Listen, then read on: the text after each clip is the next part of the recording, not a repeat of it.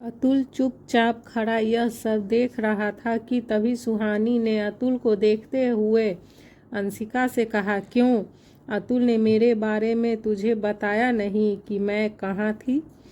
सुहानी की बात सुन अंशिका और पायल दोनों ही अतुल को घूर कर देखने लगी। तभी अतुल ने दोनों को अपनी तरफ घूरता देखकर घबराते हुए कहा, गाइस, मुझे अपनी जान बहुत प्यारी है और इसके न्यू बॉयफ्रेंड ने मुझे धमकी दी थी कि अगर मैंने इसके बारे में किसी को भी कुछ भी कहा तो मुझे वह सीधा ऊपर पार्सल कर देंगे। अतुल की बात सुनकर अंशिका और पायल दोनों ही चौंकते हुए एक साथ सुहानी की तरफ देखकर बोली, न्यू बॉयफ्रेंड? अब यह कौन है? तभी सुहानी ने अतुल को खा जाने वाली नज़रों से देखते हुए कहा, वह मेरा बॉयफ्रेंड नहीं है, इडियट। यह सुनकर अतुल ने सुहानी को घूर कर देखते हुए कहा, तो फिर उसने तुझे अपने विला में क्यों रखा हुआ था?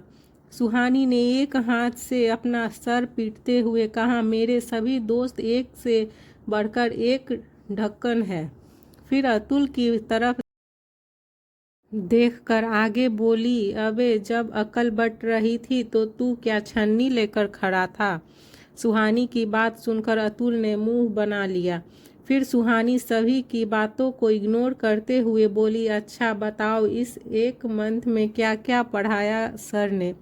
मुझे अपनी स्टडी कवर करनी है।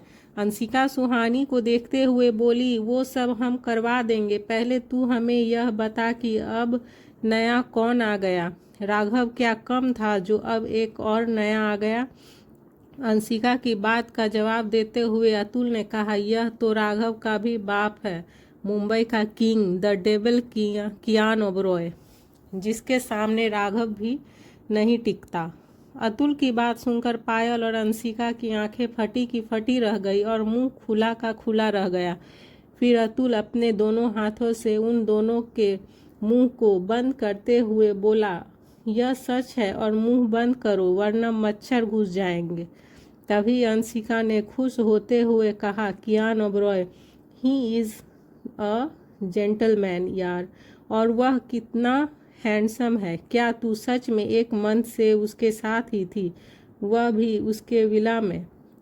पायल ने भी अंशिका का साथ देते हुए कहा, वाह यार सुहानी, तेरी तो निकल पड़ी। सुहानी दोनों की बातें सुनकर उसे घूरते हुए लगी।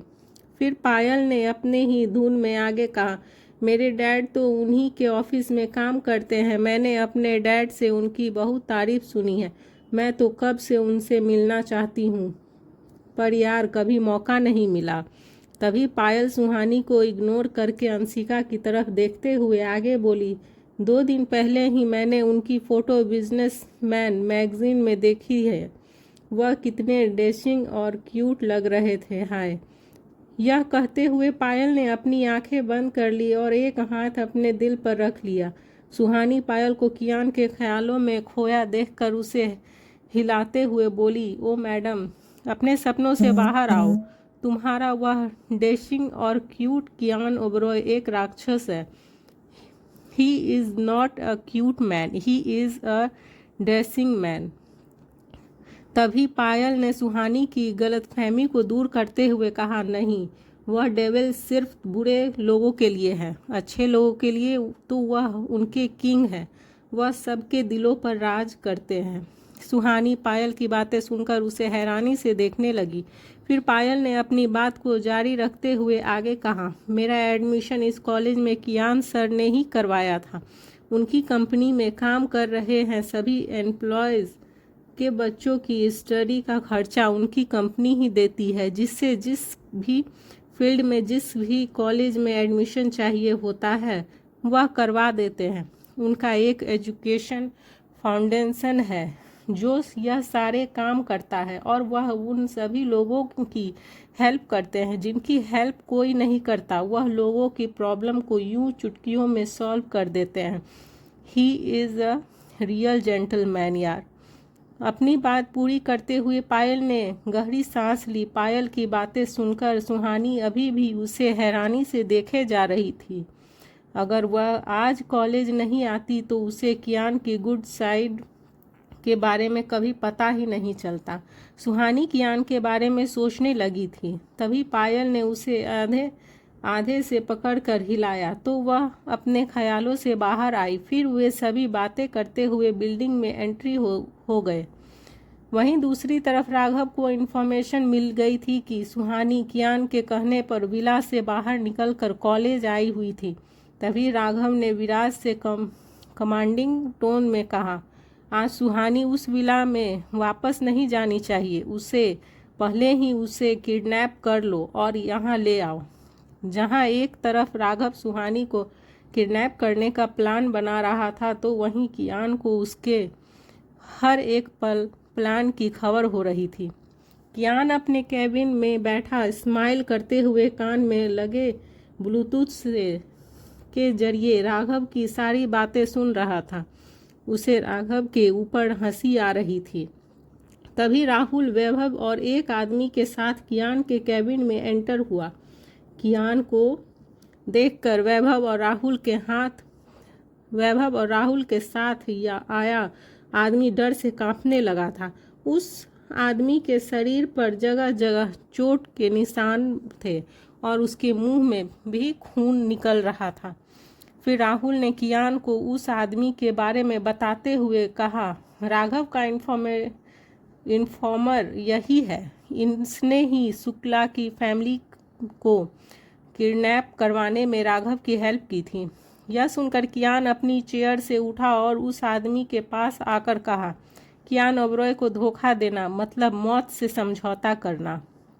कियान की बातें सुनकर वह आदमी और डर गया। तभी कियान ने अपनी गन निकालकर उस आदमी के ऊपर फाइट कर दी। वह आदमी तुरंत ही कियान के पैरों में गिर गया और रोते हुए उसके सामने गिड़गिड़ाने लगा। फिर उस आदमी ने कियान से माफ़ी मांगते हुए कहा, सर आप मेरी जान ले लो लेकिन मेरी फैमिली को बचा लो। कियान यह सुनकर रुक गया। राहुल भी हैरानी से उसे देखने लगा।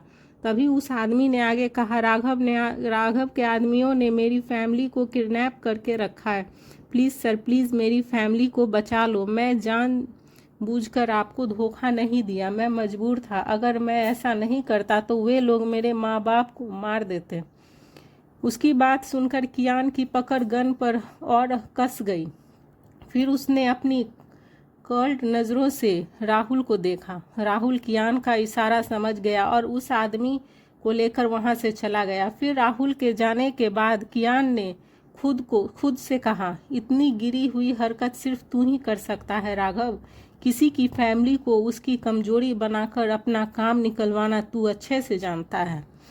वहीं उधर सुहानी अपने दोस्तों के साथ कैंटीन में बैठी लंच करते हुए उससे बातें कर रही थी कि तभी उसकी नज़र सामने की टेबल पर गई जहां कुछ लड़के छुपकर सिगरेट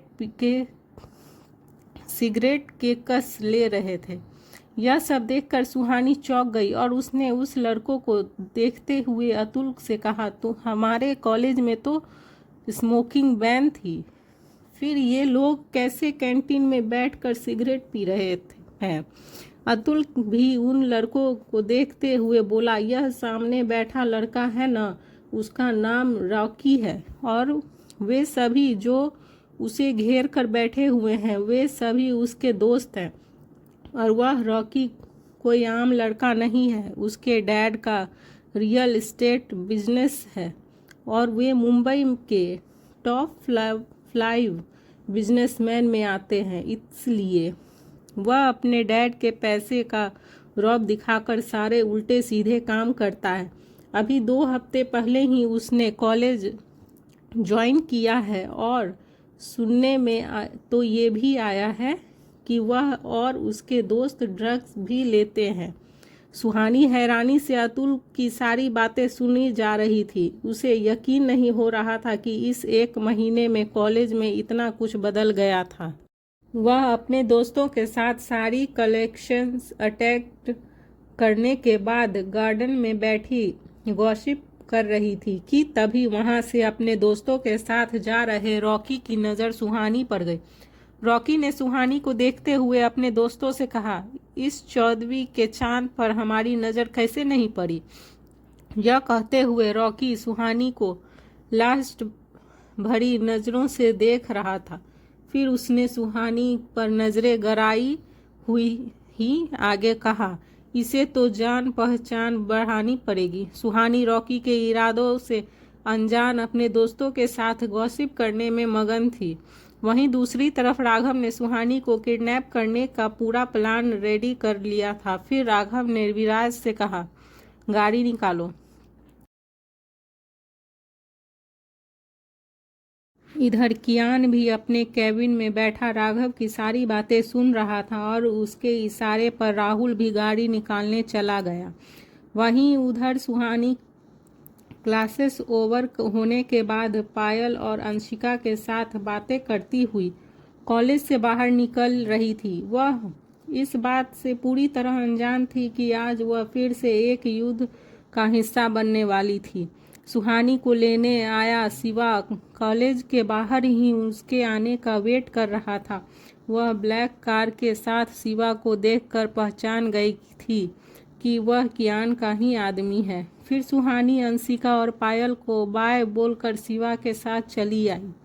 शिवा जब कार ड्राइव करके मेन सड़क पर आया तो उसने सामने कुछ गाड़ियां खड़ी मिली। गाड़ियों के आसपास काफ़ी सारे आदमी हाथ में गन लिए खड़े थे। शिवा यह देखकर घबरा गया। तभी विराज आया और सुहानी को कार से निकाल कर ले ही जा रहा था कि तभी उसने पीछे मुड़कर शिवा से कहा, तुझे जिंदा छोड़ रहा हूँ ताकि तू जाकर अपने बॉस को बता सके कि कमज़ोर वो है, मैं नहीं। इतना बोलकर विराज सुहानी को वापस ले जा रहा था तो वहीं सुहानी लगातार विराज से अपना हाथ छुड़ाने की कोशिश कर रही थी। तभी विराज ने सुहानी को खींचते हुए राघव की कार में ले जाकर बैठा दिया। राघव के चेहरे पर जहां सुहानी को देखकर खुशी थी तो वहीं सुहानी के चेहरे पर डर साफ साफ दिखाई दे रहा था। तभी इधर शिवा ने राहुल को इन्फॉर्म करते हुए कहा, काम हो गया। यह सुनकर दूसरी तरफ से राहुल ने कहा, रेडी रहना, जैसे ही तुम्हें लोकेशन मिले अपने आदमियों के साथ वहां पहुंच जाना। यह सुनकर शिवा ने राहुल को ओके कह दिया। उधर राघव सुहानी को अपने साथ अपने फार्म हाउस ले जा रहा था।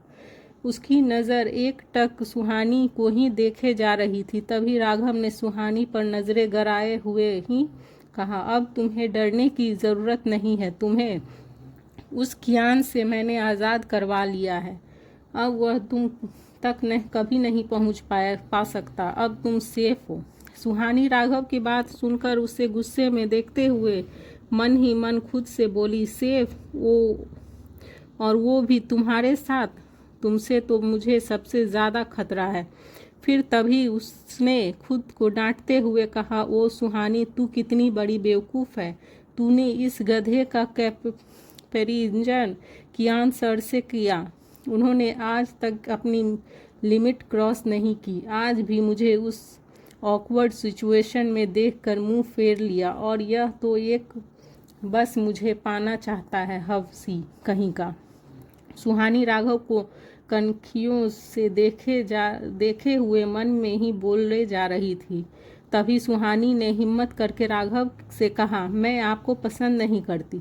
राघव सुहानी को प्यार भरी नज़रों से देखे जा रहा था। तभी सुहानी की बात सुनकर उसके चेहरे पर एक एक्सप्रेशन एकदम से चेंज हो गया। फिर उसने शैतानों की तरह मुस्कुराते हुए सुहानी से कहा, तुझे किसने कहा कि मुझे पसंद करो? तुम सिर्फ मेरी हो, इतना जान लो। फिर चाहे तुम मुझे पसंद करो या ना करो, मैं तुम्हें पसंद करता हूँ, इतना बहुत है। और अब तुम्हारे पास कोई और ऑप्शन भी नहीं है। तुम्हारे मामा मामी मेरी कैद में है, जान लो। यह कहते हुए राघव ने सुहानी को छूना चाहा, पर तभी वह जल्दी से पीछे हो गई। राघव की बातें सुनते ही सुहानी की आंखों से आंसू गिरने लगे और उसने रोते हुए राघव से कहा, प्लीज़ उन्हें छोड़ दो, उसकी क्या गलती है। यह सुनकर राघव ने सुहानी के आंसुओं को अपनी एक उंगली से पोंछते हुए कहा, अगर उन्हें जिंदा देखना चाहती हो तो चुपचाप मेरे साथ चलो और खुशी खुशी मेरे साथ रहो, वरना यू नो जान मैं क्या कर सकता हूँ। जहाँ एक तरफ राघव ने सुहानी को कन्वेंस कर लिया था तो वहीं दूसरी तरफ राघव की सारी बातें सुन रहे कियान ने राहुल से कहा, शिवा से कहो कि अच्छे से राघव के फार्म हाउस की तलाशी ले। सुहानी की फैमिली राघव के फार्म हाउस में ही है।